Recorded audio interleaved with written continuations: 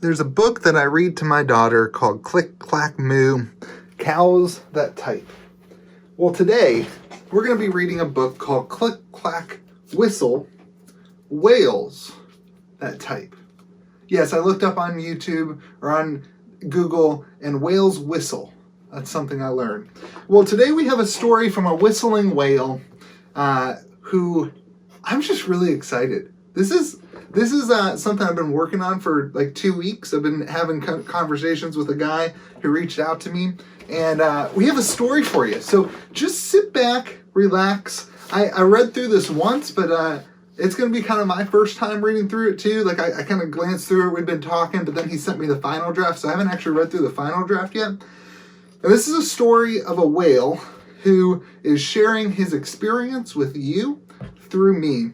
And I'm very excited. So before we get there, I'm going to share some photos during this as well that he sent me. They are amazing. They are beautiful. Don't get too excited, okay? This is a PG-13 kids experience. It's a kids book, okay? And before I get started, he also told me this. He has a high-paying job, okay? He is single. He doesn't have kids. And if he needed to, he could pay back all the money that he's invested. So he doesn't have to worry about that. So this is not investment advice. This is just simply a story. I do not recommend that anybody takes this avenue for anybody.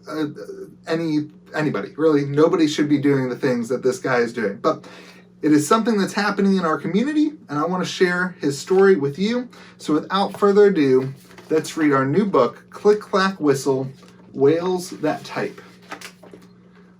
Tales of a Credit Whale. That's what he named the story. Tales of a Credit Whale. I like Click, Clack, Whistle, Cows That Can Type. Okay, whales that can type. All right, here we go.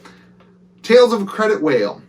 My dad was a big baseball card collector and got me and my brother into it while growing up. I was never a baseball fan, but I loved the cards, especially the rare ones. I eventually got into Magic when I was in 3rd grade. A few of my friends were playing it, so I got a 4th edition starter deck. I played for about a year or two and then got out of it for whatever reason. Many years later, Xbox released MTG, and I played every year when they released new updates. One of my worst trades when I was a kid was when a kid tricked me into a trade of Badlands for 2 mountains. Trolls existed way before the internet. I played Hearthstone for a bit. It was fun, but I never got into it. And the last TCG I got into was a digital-only game called Hex TCG. I was very excited about it because it was advertised as an MMOTCG, massive multiplayer online trading game, I guess. I played a good amount of Draft, Sealed, and Constructed, but the game eventually fell out of favor by not following through on the MMOTCG aspects. Now let's talk about Flesh and Blood. My friend has been a member of Alpha Investments for years, and I've played TCGs, Diablo, and other games for years with him. He decided to try out Flesh and Blood and sold me and another friend a kit of Flesh and Blood. My first game was with Warrior, using the starter deck. That game was the most fun that I've had in years. I love the attack reaction aspect, and it just made each turn a mind game if I'm faking or not. If I'm faking them out or not. After a game, we both opened up a box and I pulled my first legendary, Brave Forge Bracers, and an Alpha Majestic Alpha Rampage. That got my excitement going, and this was around May or June at the time. Shortly after, Alpha Investments had an ARC kit. In my first ARC box, I got an eye. Oh my gosh. At the time, it was worth $400, but it got my adrenaline going. After that, I was addicted to collecting. His first box, he got an eye. That's amazing. I've had cards since the 90s, but the thrill of opening a rare card was an adrenaline rush I haven't had in years. During the 4th of July weekend, I knew that I wanted more boxes. I wanted the feeling of opening more legendaries. I bought 7 boxes on eBay. I didn't know where to find them at the time, so that's where I went. I opened all those boxes and I got a mask and another Brave Forge Bracers. I needed more ARC now. So I started reading about Fab on their website and started looking for stores and came across Reaper Games, I think he's talking about. I bought 8 more boxes. I opened up all of them. I got more legendaries. but not enough, so I started to get a bigger collection. I had more rainbow foils, but not all of them. I needed them all. Ooh. That's how I feel about my unlimited. All right, here we go. I found Fab Armory and bought the missing Majestics I needed. But then I decided that I needed a playset of rainbow foil for ARC and WTR. So I bought 3 of each, rainbow foil, Majestic, and Super. Not the generics, though. I believe at the time that was around $1,000. I also didn't have a heart or a tunic, so I found them on eBay and I bought 1 of each. Tunic was $270-ish and the heart was $500. After I had everything, I felt that, 3 of each would be even better. So I bought all the legendaries and I felt satisfied. I was missing a few cold foil equipments and came across Team Covenant. I bought a case of ARC and WTR so I could get a complete set. That sold out really quickly. So I started watching Team Covenant and kept getting more excited about the game. I subbed to 12 boxes of Crew at the time. I knew I wanted the promos for the next set, so I ordered 2 or 3 cases at Reaper. And then I saw that WTR was almost sold out everywhere. And then I came across Deck Edge and was able to get a case and 2 more from a store in Florida. The addiction kicked in big time, I'd say so. Found Facebook and Discord groups and I started buying from there. I really wanted more rainbow foils so I would offer to buy bulk cards. I think 30 cents for commons and 50 cents for rare rainbow foils. If the seller had cold foil commons, I would pay $3 to $8 each. Now those are sitting at almost $200 now, right? I felt that the cold foil commons were undervalued as I barely got any from the boxes and the other cold foils were legendaries and fables. Once WTR was out of print, I got the urge to buy more cold foils and bought out Fab Armory and Fab Empire. I thought those cards would be very valuable. I started to see my credit debt rising and started to sell any legendary I had more than 3 of. I made maybe $50 to $150 off each sale. I would then see people selling the same cards once again as the market dipped at much lower prices than I was selling them for, so I decided, why not buy them? I kept doing this over and over.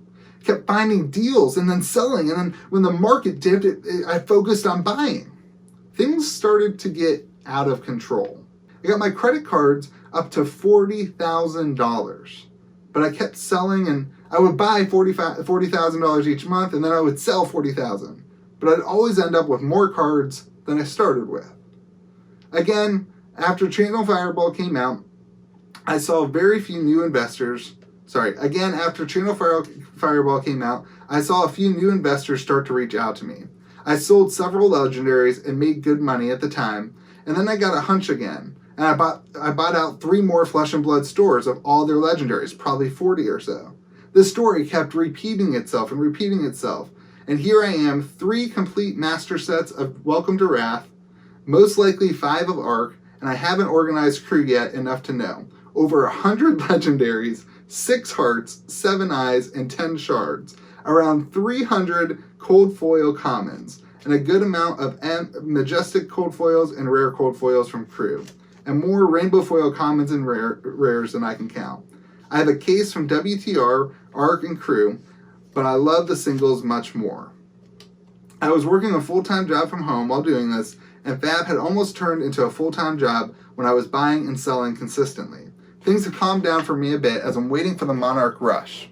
Before lockdown, I was playing the game weekly, in person, either as Warrior, Ninja, or Wizard. We've had a nice community, and I'm looking forward to playing in person again. Here's where he gets into it.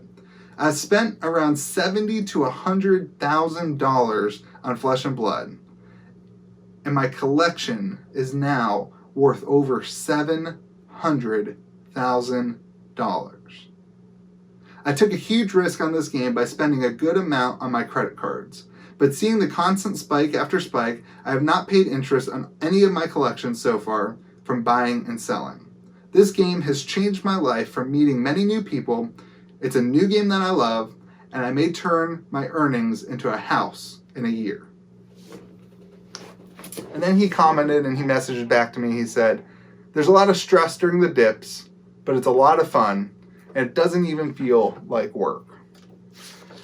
So here's a guy who took an investment risk on Flesh and Blood. He said at some point, and I think he's still doing it too, at some point, actually he said he stopped selling for a while. He's kind of slowed down the selling, but at one point, for a while I was talking to him over the last couple of months, honestly, he told me he just rolls a $40,000 credit line over and over and over, and he buys in the dips and he sells in the highs, and he just rolls over and over.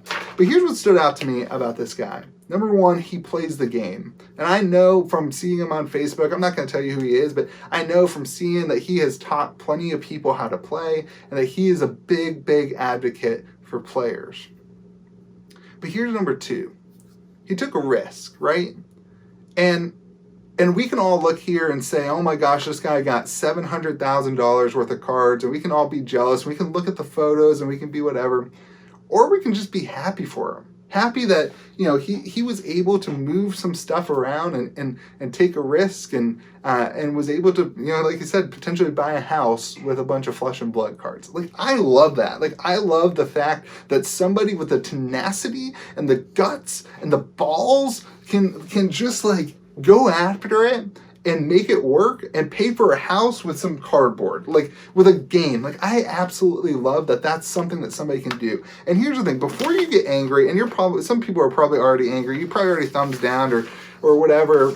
I hope not. I hope you can see the joy of this. But before you get angry, keep in mind that he said this was like a full-time job. Like I've talked to him. He said that all day he's like searching through Facebook. He's working, and then at night he's searching through Facebook. I mean, it's like addicting and a full-time job. So he's certainly put a lot of work into it. And again, he took the risk, and don't take the risk. I'm not telling you to take the risk, but before you're upset with somebody for making money, remember that a lot of risk went into this as well. You know, I just think that people like this, honestly, I think a lot of people think they're bad for the game, but I personally think that this is a turning point for Flesh and Blood, something like this, where people were invested in it. I know he has taken cards from one market and moved them to another market, and I think there are people in this world who play this game who wouldn't have the cards that they need or that they want if it hadn't been for this guy moving cards in the market, moving things to the United States, moving things being willing to ship to other countries, being active on eBay and TCG Player and the online markets, as well as the Facebook group. So I'm not envious of him, because I am not comfortable with that amount of risk. I have a wife and kids, and you know, I don't live in an apartment. I need a house. Like, I have other things that I need in my life.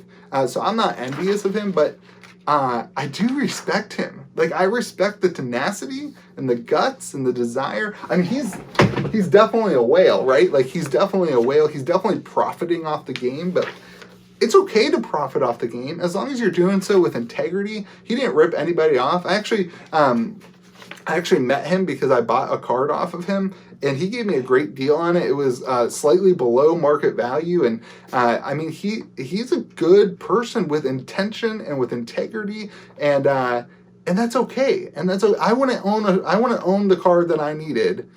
If it wasn't for him, I couldn't afford the full market price, and he cut me a deal. That was before I had like a channel or anything. Like, it wasn't because I was a person in the community. It was just because he was a good guy. And so before you get all upset with whales, just understand that they're people too, that they take risks, that they hedge more risks than you and I do as collectors. And some whales, in this case for sure, they play the game. They teach people how to play the game. They spread the game. They create organizations, and they go to places to play the game and bring their friends and teach people how to play. So don't just be upset with whales. Remember that whales know how to play too. I mean, they have those fins, and it might be a little bit weird, but you know, they know how to play the game too. And so I hope you enjoyed this conversation. I was really excited about this video. I don't know if you're still watching all the way here, but it's just been really cool to talk to this guy and see what he was doing and to hear his passion for the game. And so I just wanted to share a story from a whale. I hope you enjoyed it. Hope you enjoyed the video. I hope you enjoyed the photos is what I was trying to say. And hope you have a great day. Remember to be kind to the people around you, especially the whales. You know, they're important too. Here's a quick glance at my CF binder.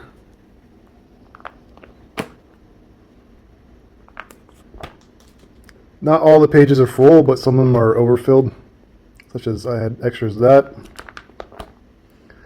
Porciana, I have one on the way, but I have a lot of these guys. Not too many CRU tunics. Twinning blades. These pages are empty, so I only got 2 of these, more in the way. This one I got more in the way, or filled.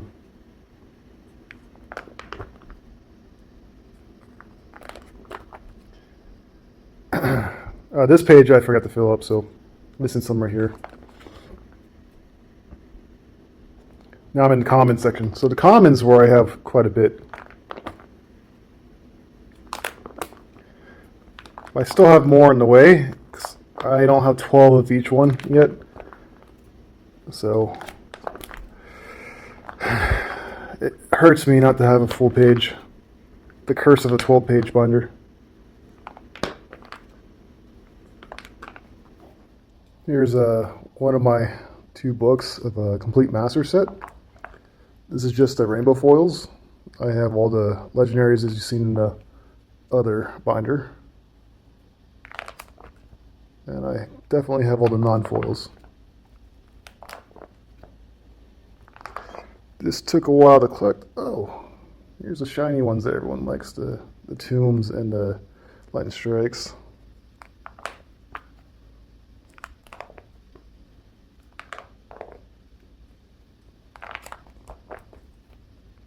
Ooh, some nice scar for scars. Get the nice little pink right there.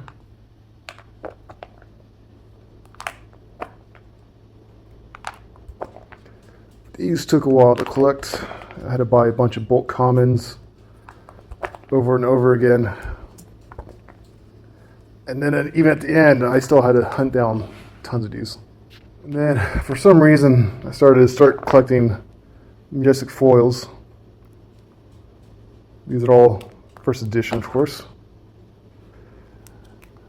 I don't have 12 of these, unfortunately. That'd been nice to fill these binders up more. But these are all my extra ones for my master's playset I have. I may have up to 6 master playsets of Arcane Rising and 3 of Welcome to Wraith. I do have a lot of Remembrances extras though. Alright, here's my Arcane Rising ones. I have 3 extras in another binder too, just for the supers and majestics. So these are all my extras from my original 3 playset. So it looks like I might have up to 6 since I have maybe 7. Well, actually I lied. I only have 6 Art of Wars and Command and Conquers.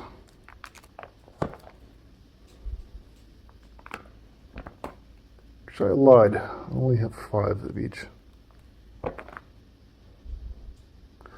got these 2 right here, and I have 3 in another book. And I got 1 extra set I haven't put in here yet. So yeah, I only have 5 of those. So those are all my extra from set 1 and set 2.